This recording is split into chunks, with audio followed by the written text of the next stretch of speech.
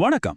இன்னைக்கு நாம பார்க்க போற கதை பார்க்கறதுக்கு ஒரு சாதாரண கொலை வழக்கு மாதிரி தான் தெரியும். ஆனா அதுக்குள்ள போக போக தான் புரியும் இது எவ்வளவு பெரிய ஒரு சைக்கலாஜிக்கல் மர்மம்னு. இந்த கதையோட பேரு இரண்டாவது முகம். யோசிச்சு பாருங்க.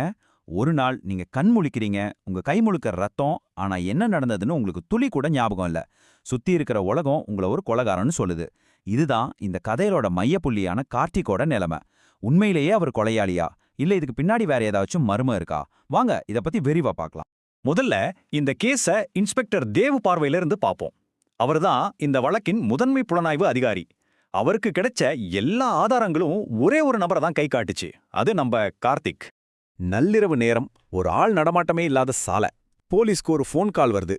அங்க போய் பார்த்தா கார்த்திக் நிக்கிறாரு, கை முழுக்க ரத்தக்கரையோட. என்ன ஏதுன்னு விசாரிக்கிறதுக்குள்ள அவரை ஸ்பாட்லயே அரெஸ்ட் பண்றாங்க.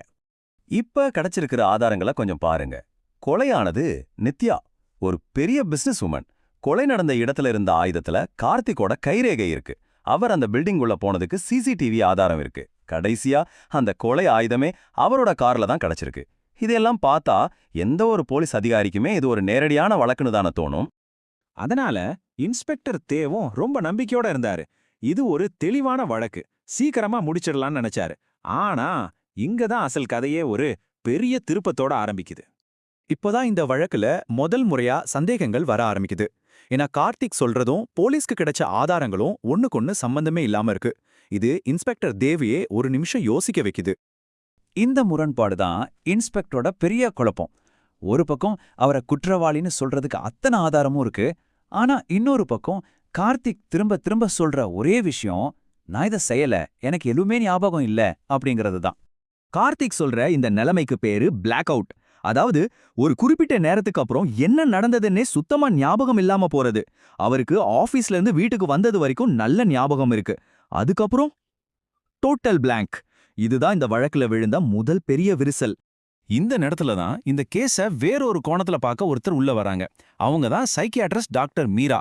அவங்க சொல்றாங்க, இது ஒரு சாதாரணமான விஷயம் இல்ல, இது கார்த்திகோட மனசுக்குள்ள நடக்கிற ஒரு பெரிய யுத்தம் அப்படின்னு. டாக்டர் மீரா சொன்னதுக்கு அப்புறம் இன்ஸ்பெக்டர் தேவ் இன்னும் ஆழமா விசாரிக்க ஆரம்பிக்கிறாரு. அப்போதான் அவங்களுக்கு சில அதிர்ச்சியான விஷயங்கள் தெரிய வருது. கார்த்திகோட போனுக்கு நடுராத்திரியில தெரியாத நம்பர்ல இருந்து நிறைய கால்ஸ் வந்திருக்கு. அவரோட கார் ஜிபிஎஸ் அவர் போகவே வாய்ப்பில்லாத இடங்களுக்கெல்லாம் போனதா காட்டுது.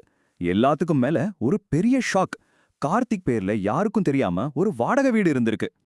அந்த ரகசிய அபார்ட்மெண்ட்குள்ள போலீஸ் நுழையும் போது அவங்க பாக்குற காட்சி அவங்களையே அதிர வைக்குது. அங்க விதவிதமான மாறுவேஷத்துக்கான பொருட்கள், போலி அடையாள அட்டைகள், அதுலயும் ஹைலைட்டா கொலையான நித்யாவோட போட்டோவை மார்க் பண்ணி வச்சிருக்காங்க.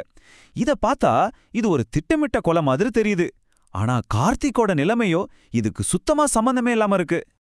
இப்போதான் இந்த வழக்குல ஒரு பெரிய திருப்புமுனை வருது. விசாரணை வெறும் ஆதாரங்களை விட்டுட்டு மனுஷனோட மனசுக்குள்ள பயணிக்க ஆரம்பிக்குது. உண்மையை கண்டுபிடிக்க வேற வழியே இல்லாததால டாக்டர் மீரா கடைசி முயற்சியா ஒன்னு பண்றாங்க.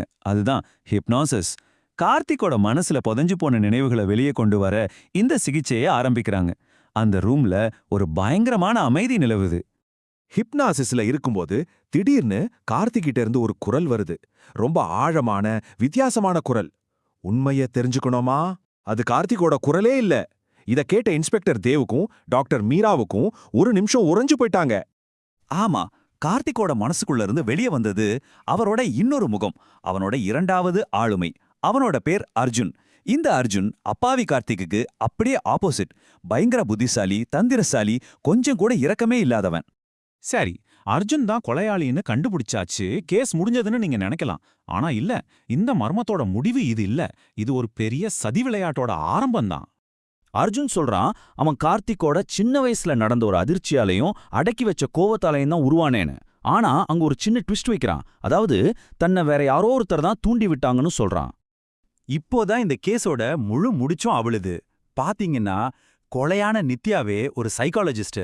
அவங்க கார்த்திகை தன்னோட ஒரு சீக்ரெட் ரிசர்ச்சுக்கு யூஸ் பண்ணியிருக்காங்க. கார்த்திகோட ஆழ்மனசை கட்டுப்படுத்தி அவனுக்குள்ள தூங்கிட்டு இருந்த அர்ஜுன்கிற அந்த கிரிமினல் பர்சனாலிட்டிய இவங்க தான் தூண்டி விட்டுருக்காங்க.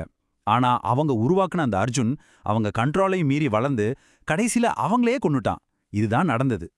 சரி, இப்போ நாம இந்த கேஸோட கடைசி கட்டத்துக்கு வரோம். இந்த உண்மைகள் எல்லாம் நீதிமன்றத்துக்கு ஒரு பெரிய தலைவலியை கொடுக்குது. இப்போ கார்த்திகை குற்றவாளின்னு சொல்றதா இல்ல அவரும் ஒரு பாதிக்கப்பட்டவர்னு சொல்றதா? நீதிமன்றத்துக்கு முன்னாடி இருந்த வாதங்கள் ரொம்ப சிக்கலானது. ஒரு பக்கம் கொலை செஞ்சது கார்த்திக்கோட உடம்பு தான், அதுக்கு ஆதாரம் இருக்கு. ஆனா இன்னொரு பக்கம் அந்த கார்த்திக்கு நடந்ததே ஞாபகம் இல்ல, அவரோட இன்னொரு ஆளுமை தான் இதை பண்ணுச்சு. அதுவும் அந்த ஆளுமையை தூண்டி விட்டதே கொலையான நித்யா தான். இப்ப நீங்களே சொல்லுங்க, இதுல யாருக்கு தண்டனை கொடுக்கறது? இந்த மாதிரி ஒரு குழப்பமான வழக்குல நீதிமன்றம் ஒரு வித்தியாசமான தீர்ப்பு கொடுக்குது. கார்த்திக்க சிறைக்கு அனுப்பாம மனநல காப்பகத்துக்கு அனுப்ப உத்தரவு போடுறாங்க. இந்த தீர்ப்பு நடந்த குற்றம் எவ்ளோ பெருசுங்கிறதையும் சொல்லுது, அதே சமயம் கார்த்திக்கோட மனநிலையையும் கணக்கில் எடுத்துக்குது. சோ இந்த முழு கதையும் முடியும் போது நம்ம மனசுல ஒரு பெரிய கேள்வி நிக்குது. ஒரு மனுஷனோட மனசுக்குள்ள நடக்கிற ஒரு போருக்கு யாரு பொறுப்பு? கார்த்திகா, இல்ல அவர் இப்படி மாத்தின நித்யாவா, இல்ல அவரோட கடந்த காலமா? இந்த கேள்விக்கான பதில நான் உங்ககிட்டயே விட்டுடுறேன். யோசிச்சு பாருங்க. நன்றி.